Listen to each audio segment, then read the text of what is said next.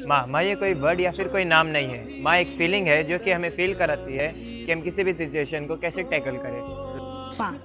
माँ ये शब्द ये मुश्किल भी है और आसान भी। माँ जो अपने हाथों से खाना बनाकर खिलाए। माँ जो अपने आंचल में प्यार से सुलाए। माँ जो हर मुश्किलों में डट के सामना करे। माँ जिसकी हर दुआओं में बच्चों का वास। आई म्हणजे सुखाचं घर आहे, आई म्हणजे मायेचा सागर आहे।